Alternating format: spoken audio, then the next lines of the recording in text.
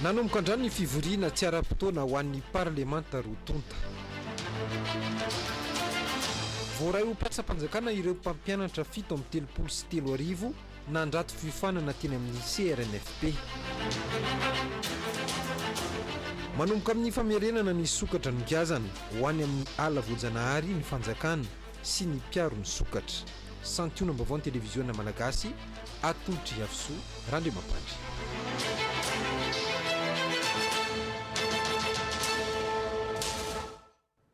Miarabanao indray manaraka ny fampahalalam-baovao amin'izao ora izao ary manasanao ampanajana anaraka izany hatramin'ny farany araky ny narahantsika tao anatin'ny lohatenin'ny fampahalalam-baovao teo dia nisokatra tamin'ny fomba ofisialy androany ilay fivoriana tsy ara-potoana ho an'ny antenimera rotonta ahafahana manome fankatoavana ara-dalàna ny fampiasana ilay famatsim-bola $9,700 avy amin'ny banky iraisam-pirenena io arivo io no nisokatra ny antenimiran-doolona Olivier Andriambolomiatsa. Io mpanampy teboka 5 mazava tsara ny lahadinika akana ny fankatoavana avy amin'ny antenimera rotonta mandritra ity fivoriana tsy ara-potoana ity manodidina ny fampiasana io famatsim-bola io dia no fanamafisana ilay tetikasa hividianana vaksiny hiarovana amin'ny COVID-19 sy ny sehatra ara-pahasalamana izay mitetina $100 $50 natokana ho an'ireo tetikasa ara-toekarena ao anatin'ilay BIC 3 eo ihany koa ny tetikasa maharitra dia ny fanamboaran-dalana izay mahatratra 200 kilometatra ka $200 natokana ho amin'izay natokana ho an'ny sehatry ny fambolena kosa ny $70 ary ny teboka fahadimy dia ny lahadinika makasika ilay fonds souverain ireo volavolan-dalàna ireo moa dia raha fitinina amintsika zany dia misahany indrindra amin'ireo fametrahana ny fotodrafitrasa goavana eto amin'ny tany sy ny firenena na amin'ny sehatry ny angovo zany na amin'ny fanaovan-dalana izany na amin'ny fanampiana tosika an'ireo indostria sy ny sehatra ara-pitantanam-bola ary ireo famatsim-bola ireo moa zany dia hojerentsika sy hodiniantsika amin'ity session fionana manokana ity nandritra ity lanonam-panokafana ity ihany koa no nitondrany filohan'ny antenimiran-doolona 4 manodidina ny toetra raha-pirenena misy ankehitriny sofina niaranandreny antsika rehetra raha niarany aina ny fampiororona ny filohan'ny republika amin'ny alalan'ny fikasana amono azy fantatsika loatra ny mahaolana tsy azo maivalina an'izany ny tiako ampitaina amintsika voaka malagasy fotsiny dia teny foy raha sanatria misy mahazo ny filoham-pirenena dia azadonoina fa itsika vahoaka 9 tapitrisa no hiaraka trapahavoazana ary irehitra ny firenena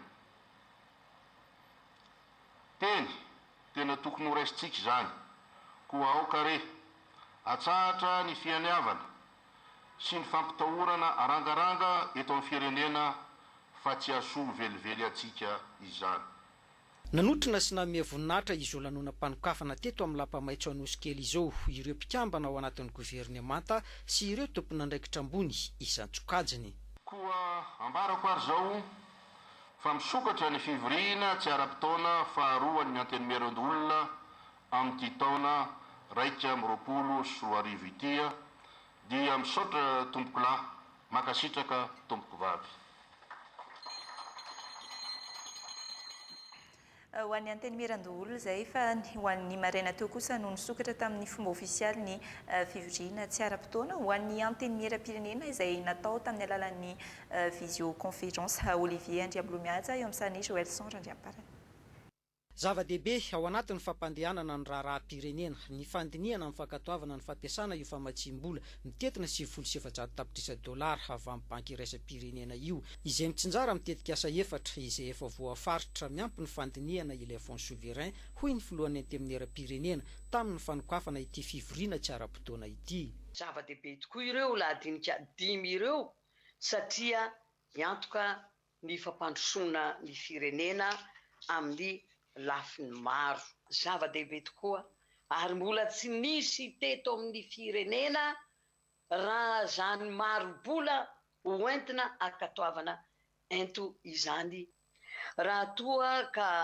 ahazo ny fankatoavan'ny parlementa ireo famatsim-bola ireo ahazo izy fa tsy hoe raha to dia takiny solombavam-bahoaka ny fampiasana azy ao anatiny mangarahara aoka koa mba tena hiantefa marina eo amin'ny vahoaka ny amin'ny fampiasana an'izany vola izany raha ny mahakasika ilay fivoriana hampitaindavitra na visioconférence kosa indray dia fanapa-kevitra ny ainga avy amin'ny fangatahany solombavam-bahoaka maro izay efa perinasa manao ny tatitra any amin'ny distrika misy azy avy amin'izao fotoana izao hoy ny questeur faharoa ka notapahana teo anivon'ny biro maharitra ny 30 jolay lasa teo fa atao amin'ny alalan'ny visioconférence ity fivoriana tsara-potoana ity ny antony nanaovana anazy ho virtuel ihany dia voalohany indrindra aloha zany dia ny solombavam-bahoaka betsaka ny any amin'ny faritany misy anazy avy satria raha ohatra ka atao amin'ny virtuel le izy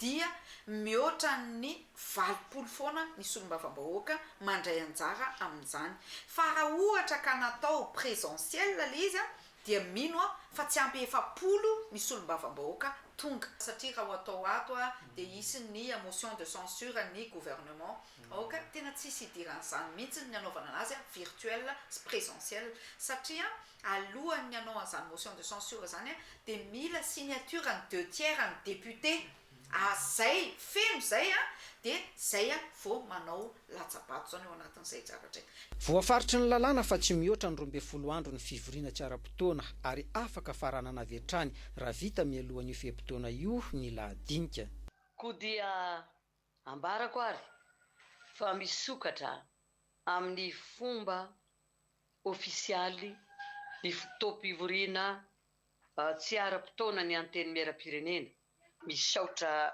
tokolamaka tsy takatoko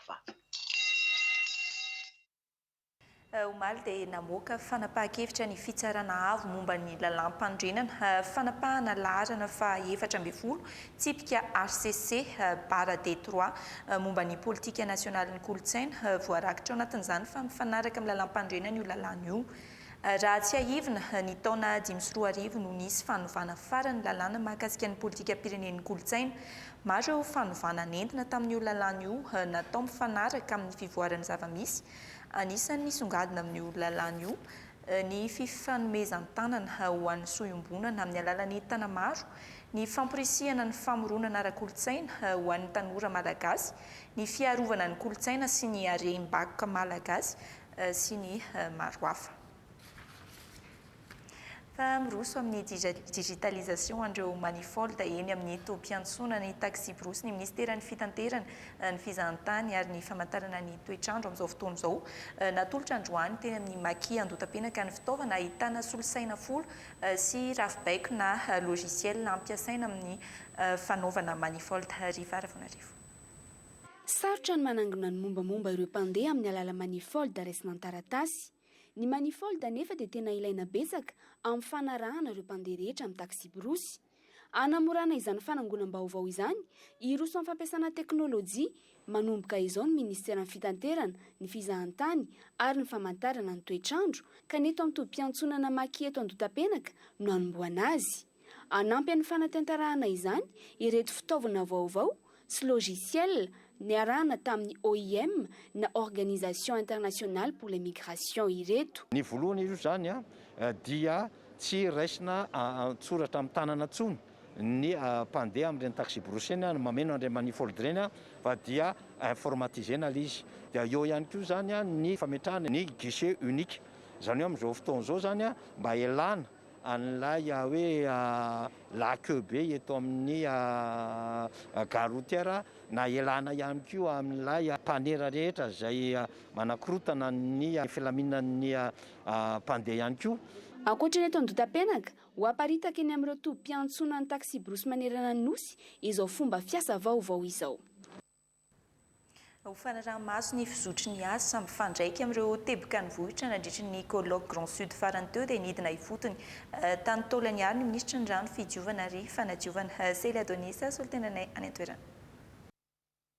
taoriny fikaonandoha lehibe ho amin'ny fampandrosoana ny tapany Atsimon'Nosy natao teto-taolany Arivarany teo dia nisy ny fidinana ifotony nataon'ny minisitra Piahy ny faritra Anosy. Izy ireny ny fizotry ny asa sy ny fiarahamonina antoka amin'ny orinasa miankina na tsy miankina amin'ny fanjakana.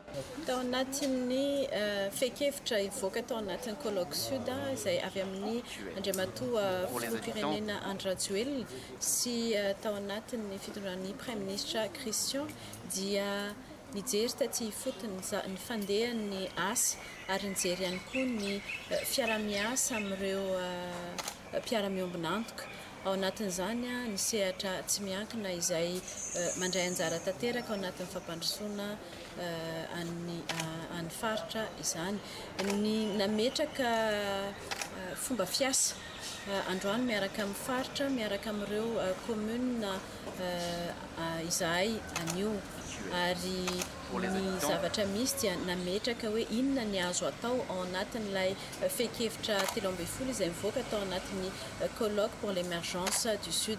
Efa nahita izay hoe mifanaraka ary ifandraindalana ao anatin'izay lara-pamehana izay napetraka Madagasikara izay ireo sehatra tsy miankina aty amin'ny faritra Anosy, anisan'izany ny orinasa QMM. Hitantaratra teto ny fahavitr'indrom-pandray anjara. Antenaina ary fa tena hanova ny tantara tapany Atsimon'Nosy tokoa izao fikaonandoha natao izao.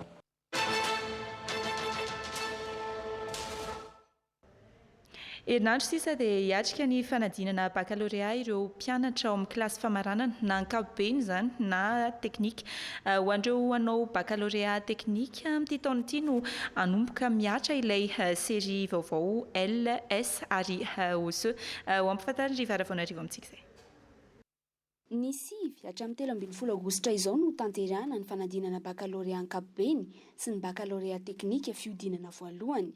Ny 10-15 aogositra kosa no anatanterahana ny fiodinana faharoa ho an'ny baccalauréat teknika. Amin'ity taona ity no manomboka miatra ilay série vaovao SCL ary OSE. Raha ny fanazavana mitovy avokoa ny taranjana dinana fa ny laza adina ny samihafa, tsy misy fiovana kosa ho an'ny baccalauréat teknika. Ao anatin'ny série littéraire misy ny option A1, A2 ary L. Ao amin'ny série scientifique misy ny option C, D ary S. Ary ao amin'ny série OSE misy ny option organisation, société ary économie. Marihana fa any amin'ny série izay nosafidian'ny mpiadina nandritra ny fisoratana anarana ihany no azony hiatrehana ny fanadinana. Ho an'ny série vaovao L, S sy OSE dia mitovy ny taranjana dinana fa ny laza adina na ny sujet, ny lanjanisa na ny coefficient ary ny faharetany na ny durée ihany no samihafa. Momba ireo laza adina, efa andalana ny fandefasana izany any amin'ireo foibe-panadinana manerana ny nosy. Voahaja avokoa ny fepetra rehetra fiarovana ireny laza adina ireny izay raha miasa amin'ny mpitandro filamina. Mikasika ny fanapariahana ny laza adina tsy izy na any amin'ny fanomanana amin'ireny toerana rehetra samihafa ireny na any amin'ireny tambazotra serasera ireny dia tsara ny mampafantatra fa misy ny fepetra enjana amaizana izay minia manao azy ireny. Manentana ny mpiadina rehetra ny tompona andraikitra eo anivon'ny ministera ny fampianarana ambony sy ny fikarohana ara-tsiansa mba hanomana dinin'izao ary tsy hanadino ireo taratasy rehetra ilaina amin'ny fanadinana toy ny taratasy fiantsoana, convocation, ny kara-panondro na ny karatra maha-mpianatra na ny kopy lava ho an'ireo tsy manana kara-panondro. Tsy maintsy mandalo fiofanana avokoa ireo mpampianatra raisina mpiasa-panjakana manerana nosy ho fiantohana ny fanabeazana tsara kalitao ho an'ny rehetra.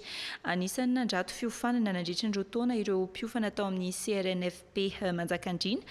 Notoloana avy hatrany ny didim-panjakana manendry azy ireo mpiasa-panjakana. Babi Stefana eo amin'izany Andratsonarvo. Mpampianatra 7 amin'ny fidipolo sy 3 no voaray mpiasa-panjakana rehefa nandrato fiofanana nandritra ny 2 taona teny anivo ny fitoeram-piofanana ara-pedagojika 7 manerana nosy. natolotra azy ireo ny didim-pitondrana manendry ho mpiasa-panjakana eny anivon'ny fari-piady ity mpampianarana manerana ny nosy.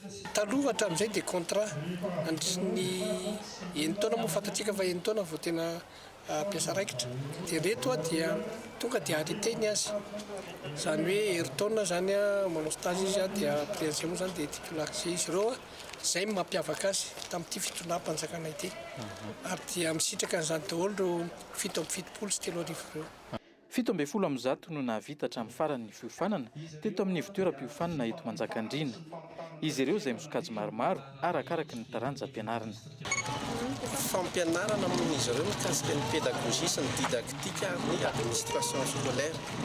Manaraka an'izay dia ny heritaona faharoa izay namen'ny faharoa taonan'izy ireo dia nisy ny teo stage teny anivon'ireny CEG maromaro teto anivon'ny Cisco Manjakandriana nahafahan'izy ireo ny zatra ny asa mpampianarana izay ataon'izy ireo ao aoriana nandritry ny heritaona izay stage zay. Sokajy faefatra na kategoria 4 eo amin'ny sokajina asa-panjakana no nandraisana ireto mpampianatra ireto izay afaka miasa vetrany eny anivon'ny ambaratonga faharoa amin'ny sekolim-panjakana na CEG.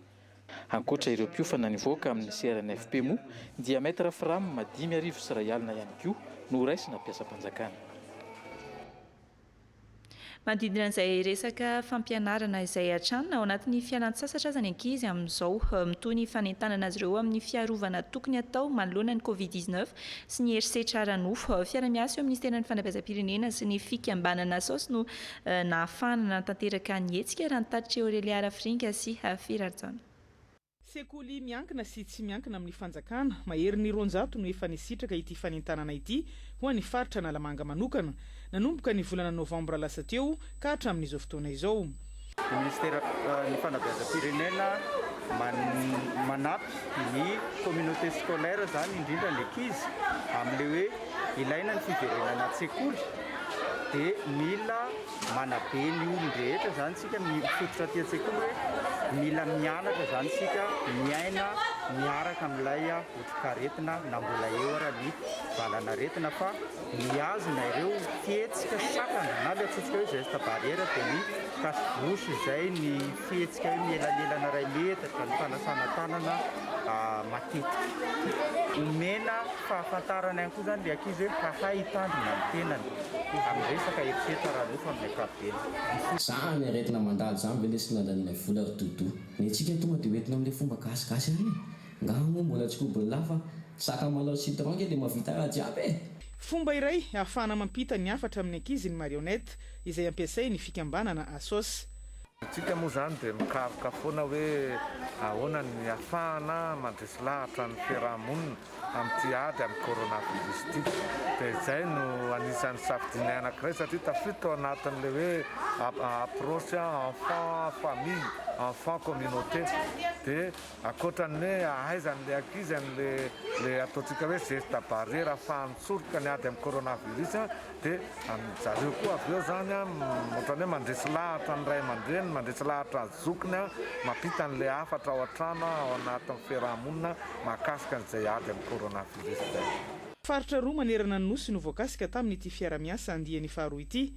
Tanjona hoy ny tompon'andraikitra ny anaparitaka izany manerana ny faritra 12 eto Madagasikara. Ny talata 17 Jolay lasa teo nisy ny famerenana sokatra miisa 10 iverina indray any anaty ala voajanahary ao Malaintsatroka Belohandroy. Sokatra nogiazana tao amin'ny fitoerana fandraisana ny tanana ny sokatra tratra saika isy anondrana rehefa nahazo fikarakarana andritra ny taona maro izy ireo dia afaka iverina amin'ny natiora indray. Sampany nisy ny hetsika toy izao raha ny tatry maritra Marikoto sy Fendro Andriamalala. Atao anatin'ny faritra Alarovan'ny ala Malaintsatroka, commune Marolinta, distrikan'ny Belohandroy no namerenana ireo sokatra miisa 10 iaina indray amin'ny tontolo voajanahary tokony isy azy. Sokatra isan'ireo efa nisy naka sy saika ondrana izy ireo ka nogiazana tato amin'ny ivitoerana natokana andraisana ny tanana ireo sokatra tratra na ny TCC atao amin'ny ala Mahavelo Tsiombe. Ivitoerana iandreketan'ny fikambanana tsy miankina Tortel Sarveval Alliance na TSA sy ny fanjakana malagasy. Averina amin'ny tontolo voajanahary ireo biby ahafahany miaina araka ny natiora. Ireo sokatra izay avotsika ireo dia mbola anatin'ilay sokajy atao hoe juvénile, izany hoe mbola tanora dia tanora ka tsy mbola sarotra manavaka azy hoe ity lahy ity vavy, fa rehefa adulte izy vao miavaka izay zavatra izay. Ao anatin'ny 700 mm ka hatramin'ny 790 mm ny habeany. Tsara ny fahasalaman'ny biby eo. Andihany voalohany amin'ny famerenana sokatra no tanterahina, tsy maintsy arahina antsakany sy andavany ny fenitra iraisam-pirenena momba ny fahasalamana, ny fanaraha-maso sy ny fitaterana ny sokatra, indrindra amin'ny toetry ny ala amerenana azy ireo. Ny ala ny malaitsatroka no nofarita ny ministera ny tontolo iainana sy ny fampandrosoana lovainjafy. Haintsika fa homana raketa ny soka. Misy raketa ao anaty ala ao. Mahafeno fepetra rehetra zany zay zavatra ilan'ny sokaka zany ty aty aty. Na dia eo tsy fisianorana, ny teny zao fa ny sokaka dia mahazaka tsy misotro rano anatin'ny taona iray, fa afaka misadapte amin'ny climat izay misy azy aty. Ny vondron'olona ifotony na ny VOI sy anakamba mahavelo avy amin'ireo fokontany 5 voakasika mivantana amin'ny ala ny malaitsatroka no hitantana ny faritra ala araka ny fifanarahanm-piara-miasa nosoniavana teto amin'ny fokontany ny tany mionjo. Nambara anay lalàna dina diditany. Diditany ro atao. Voararan'ny lalàna ny fakana sy ny fanondranana sokatra, matotra ny paikady ataon'ny mpitandro ny filaminana sy ny mponina diantoerana anenjehana ireo mini mandika lalàna.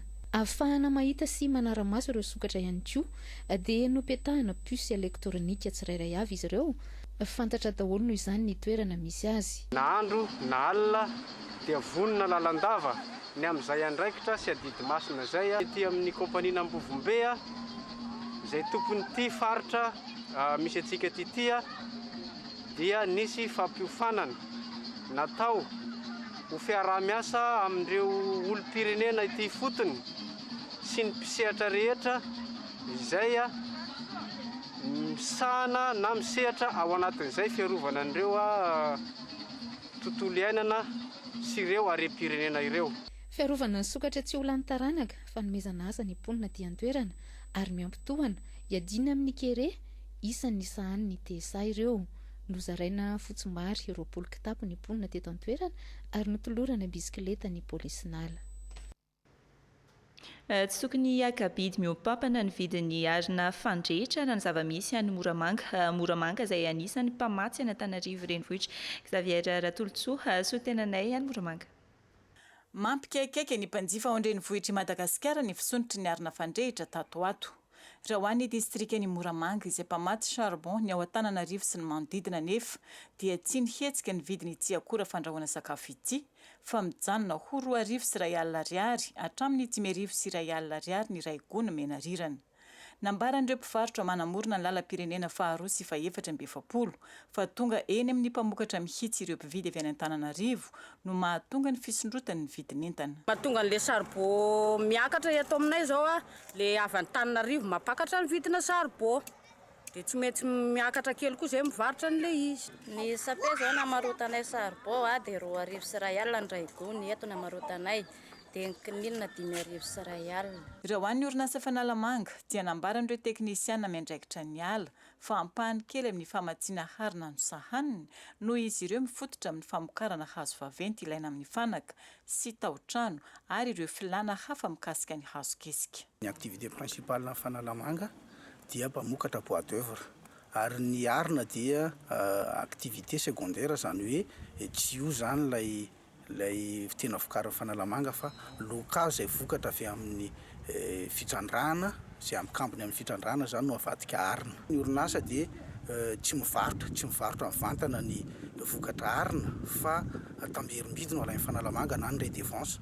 Zany hoe raha jerena izy io dia eo amin'ny 500 isaky ny gony eo ny tamberim-bidy alain'ny orinasa fanalamanga. Raha misy zany lay fiakaran'ny vidina arina au niveau an-tsena dia tsy ny vidin'ny tamberim-bidy izay alain'ny orinasa fanalamanga izay 500 isaky ny gony no mampiakatra n'ilay vidin'ny charbon eny amin'ny tsena fa mety misy ny fanelanelana eo an-daniny mety misy koa ny fanararotana. Tranga matetika amin'iseo mahatonga ny fisondrotan'ny arina tsy moramanga ny fisian'ny herikandro miteraka amin'ny faharatsian-dalana sy ny vanim-potoana ny fararano izay mahasahirana ny tantsamanao vary ary ny lohataona fambolem-bary.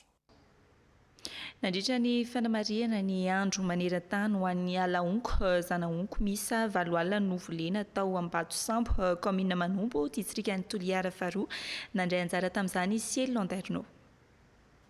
Tsy andefitra amin'ireo animba ny alahonko eto Manombo ireo veo mikamba izay no lazain'izy ireo tamin'ny fankalazana ny andro maneran-tany ho an'ny alahonko izay notantaraina teto Ambatotsambo commune Manombo district ny Toliara faharoa. Zanankonko afiafy sy tanga misa valo alina no novolena teto amin'ny velaran-tany 10 hektara. No fisafidiana manokana ity toerana ity satria reto veo ireto dia mitantana n'ity toerana ity efa misy 10 taona lasa ary finiavana ho an'izy ireo ihany fa tsisy mpiara-mambonantoka izay manohana azy ireo. Nahatsapahan'izy ireo tombotsoa tokoa ny fitantanana n'ity toerana ity hany ka mazoto hatrany izy ao anatin'izay. Iarahantsika malala moa izany rehetrarehetra izany no natao mba fijerena ny velotena an'ireto olona reto satria mahatsapa izy ireo hoe arakaraky ny arovany zareo an'ilay alahonko no nampitombo ny fia, ny drakaky ato anatin' zareo. 30 hektara no alarovana eto Ambatotsambo amin'izao ary mahatratra 3 hektara isan-taona no ambolen'ireto veo ireto. Maro ny valera sy ny tombotsoa azonay amin'ny fitantanana ny alahonko.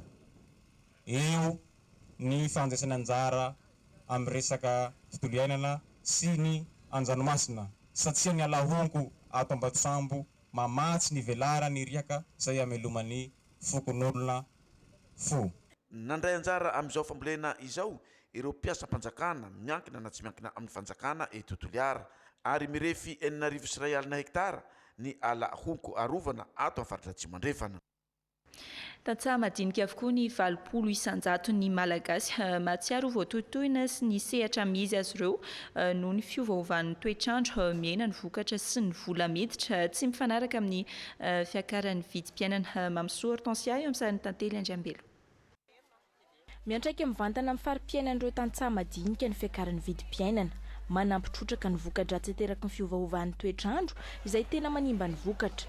Tsy mahahonitra ny vola lany tamin'ny fikojakojana ny volo ny vokatra indrindra any amin'ny tapany atsimo izay mitaraina noho ny an-tany. Zarara misy sisa ny vokatra azo mihena ny vola miditra. Raha ny sehampamokarana aloha jerevana amin'ny ankapobeny voalohany indrindra raha ny fiakaran'ny vidim-bary dia manana olana ngeza be. Voalohany olana aloha dia ny fiovaovan'ny toetrandro izay hita fa raha faritra Atsimo nosy dia tena sarotra dia ary dia tena hita hoe ratsy ny famokarana nisy teo amin'ny vokatra izany dia nanana olana ngeza be amin'izay fiakaran'ny vary izay satria ary hitanay koa fa ny vary eo ihany fa ny fiakaran'ny vidin-javatra madinidinika ao an-tokantrano tena na olana ngeza be misy ho anay tantsaha. Solo tena hita maso ivondronan'ireo tantsaha madinika manerana ny nosy ny tranobe ny tantsaha. Mangataka amin'ny fitondram-panjakana izy ireo mba hijerena manokana ny tombotsoan'ny tantsaha. Raha ny zavatra misy eto dia voalohany indrindra ny fanasarana ireo fitaovam-pamokarana izay misy any amin'ny fikambanana isan-karazany, ny fanasarana ireo foto-drafitrasa izay any amin'ny faritra izay misy eto Madagasikara, fanampiana amin'ireo ataontsika hoe ireo fikambanana sy ireo mpamokatra masomboly sy ireo fanafody isan-karazany eny amin'ny famokarana ary indrindraindrindra koa ny fijerevana hoe ny fampaharetana ny foto-drafitrasa izay hoeto mamokatra eto amin'ny firenena malagasy. Ny fangatahanay dia mba hametrahana ny birao foton'ny fananantany manerana nosy satria ny 3 isanjaton'ny commune eto Madagasikara no misy ny birao ifoton'ny fananantany satria igny no mba takatry ny fahafahany vidin'ny tantsaha handrefesany ny tany sy azahoany ny karatany. Anisan'ny sehatra voatohitohina vokatry ny Covid-19 ny sehatra ny fambolena. Ankoatry ny fiainan'ny vokatra, miaina manaraka izay ihany koa ireo mpanjifa noho ny krizy ara-toekarena. Voaresaka ireo nandritra ny fevrian'ny filan-kevim-pitantanana, ankoatry ny sata amin'ny fenitra ny be ny tantsaha. Eo koa ny fijerenan'ny soso-kevitra iraisana entina hanatsarana ny seham-pamokarana. ho any amin'ny faritra Tsinanandray aloha isika anisany faritra manana vokatra fanondrana maro ny any amin'iny faritra iny ary manana seranatsambo lehibe ho Toamasina ka nataon'ny antenimiran'ny faritra sy ny indostrie vaindondrara nametrahana ny structures d'appui aux exportateurs notokanana androany izay ary anisany nanatriky manofinaritra sy Tina Julif. Petraka ankehitriny ny sehatra anoanana ireo mpandraharaha malagasy na ny SAE eo anivon'ny antenimiran'ny varotra sy ny indostria eto Toamasina. Hanampy betsaka ireo mpandraharaha madinika amin'ny fitadiavana lalam-barotra izany ary ampirisika azy ireo hampitombo ny traikeefany. Fisaorana sy fankasitrahana zareo avy amin'ny fédération miaraka amin'ny chambre de commerce ary zareo mpiara-miombonantoka avy amin'ny SADEC zay nametraka an'izay structure d'appui zay satria raha taloha zany atsika mety tsy nahafantatry natonga atsika hoe mandefa entana any ivelany nefa tsy mifagnaraka amin'ny filaniny any dia miverina fotsiny fa manomboko zao zany dia eritreretina hoe tsy hisy tsony izay zavatra zay satria amin'ny alalan'ity rafitra napetraka ty zany dia ahafantarana amin'ny antsiprieny inona ny zavatra tadiavin'ny mpandraharaha any ivelany. Mino aho fa ampiasa an'ity tetikasa ty itsika rehetra mpandraharaha mba ho matianina mba hahita lalam-barotra amin'izany resaka fanondranana entana izany. Manantena anareo faritra Tsinanana satria anareo no lohan'ny lamasinina. Anareo ny tompony resaka ekonomia mahafananantsika ny port io zay mbola hitarina hatramin'izao dia mino aho fa ho matianina itsika. Mampirisika ireo mpandraharaha vehivavy ihany koa ny antenimiran'ny varotra sy ny indostria handray anjara mavitrika eo amin'ny tontolon'ny fandraharahana. Fa commune misy Ronjato manerana nosy no nahazo tosika 30 tapitrisa tsirairay avy amin'ny banky iraisam-pirenena natanterahana ilay tetikasa FDL na Fonds de développement local ho an'ny tapany atsimo nosy nisy ny fidinana ifotona ataony teo anivon'ny tompon'andraikitry ny PAPSP sy ny FDL nanome fiofanana ireo commune any an-toerana Keita Village sy Stéphane Alphonse. Commune misy 720 ao anatin'ny faritra ny Orombe Moromani Otomatiatra no nafen'ny fepetra ka isitraka ilay famatsimbola 30 tapitrisa ariary isaky ny commune avy amin'ny banky iraisam-pirenena hanatanterahana ilay tetikasa FDL na ny Fonds de développement local izay hipaka mivantana amin'ny fiainam-bahoaka toy ny ato amin'ny commune ny Alakamisy Namboma lalana mirefy 220 sy 500 metatra no hampiasana ny vola izay hatao rarivato ity lalana ity izay mampifandray ny commune amin'ny distrika hafa sy ireo fokotany 120 ato an-toerana.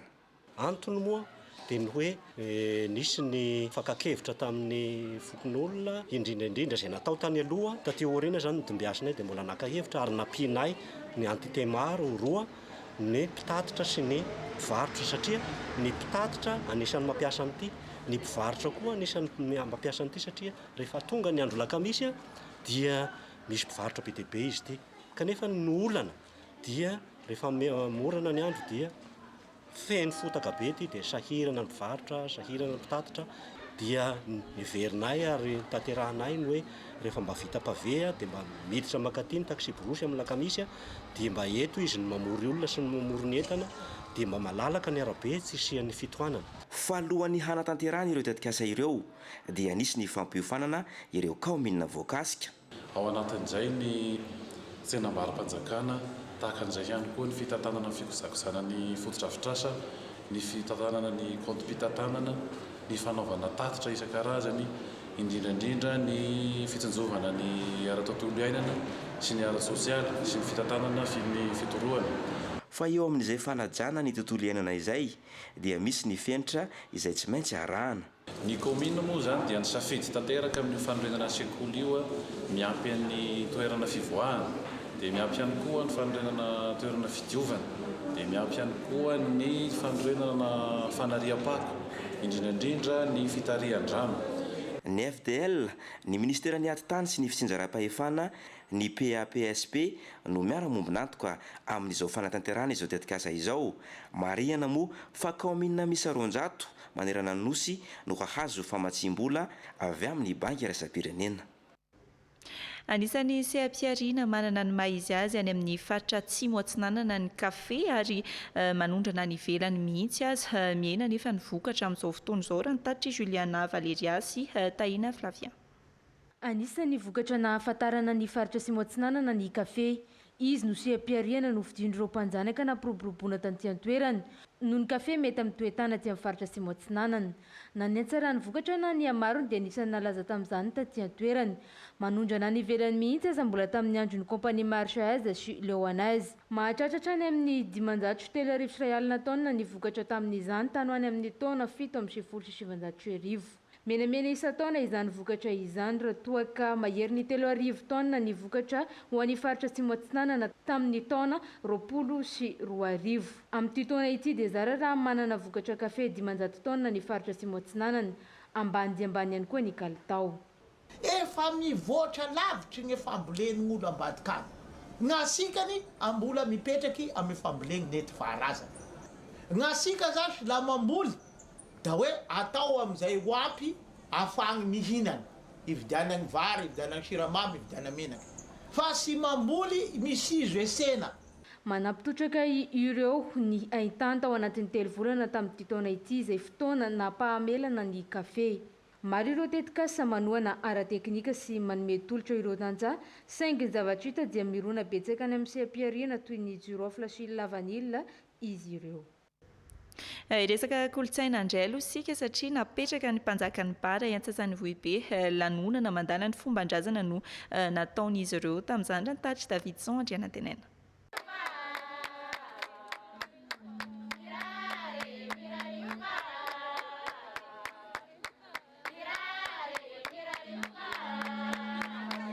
Ny 10 novambra 2021 ny folaka ny mpanjakan'ny bara ny Antsansany Vohibe dia Andriamatora Andrianarsoa Albert na antsoina hoe Nambatsy teo amin'ny 70 taonany. Isan'ny nampiavaka azy ny fandalana ny finoana kristianina nefa tsy nanary ny fomban-drazana. Izy dia efa nisolon'ny diocèse Niosy tamin'ny taona 1970 niaona tamin'ny paparay masina tany Roma amin'ny mahakatekista. Efa nisolo tena ny ray aman-dreny ara-drazana taty amin'ny faritra Orombe tamin'ny fankalazana ny fety ny 20 Jona tamin'ny taona 2022 ihany koa ny tenany tany Antananarivo izay nihaona tamin'ny filoham-pirenena Andry Rajoelina. Noho ny fahabangany toeran'io dia Andriamatoa Zafy André William no voatendry handray ny fahefana indray ankehitriny. Ny fanajana ny fady no isan'ny lahara-pahameana hampirindra ny fiarahamonina. Io no paikady vaovao ho an'ity mpanjaka ity. Mbola ao anatin'ny fanivazibana ny fady manimba ny pasy. Eo zany mbola mila fanarenana lehibe ato fa mikasika ny valan-draza izay mifady mihitsy eo amin'ny fifangalarana, eo amin'ny fifantosoana amin'ny valan-draza. Eto zany dia efa misy fa sisy fitsirarahany zany koa misy ny valan-draza. Ka izany zany mila mbola haretina satria anisany ny fiarahamonina. Efa mahasaky mangalasy ny ombony valan-draza ny valan-draza. Nefa hasina tamin'ny didy tantato dia sy natao zay fa fady. Mifameno amin'ny asa fampandrosoana izay sahanin'ny fitondram-panjakana misy ankehitriny ny asa hendreketan'ity mpanjaka ity.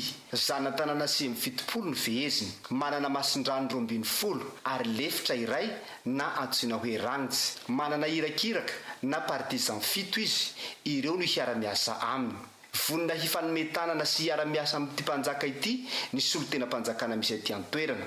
Tonga nanotrina izao lanonana ara-drazana izao ny talepatry ny serasera sy ny kolotsaina aty amin'ny faritra Orombe. Nanindry mafy izy tamin'ny lahatiny fa tafiditra ao anatin'ny fandaharana asan'ny ministera ny fanandratana ny kolotsaina toy izao ho fanotry ny fampandrosoana. Solotena mpanjakana maro avy aty an-toerana no tonga nanome voninahitra izao lanonana izao. Izay ihany koa no mamarina ny maresaka tamin'ity alina ity isaoriny ianao nanaraka izany aza dinonina rehefa avy eo amin'ny valoralina ny fandaharana lazaony marina hitondra ny fanehoan-kevitry ny olom-pirenena manoloana ny fangalarana sy ny fanombana fananana iombonana. Mandra-pitava-topoko.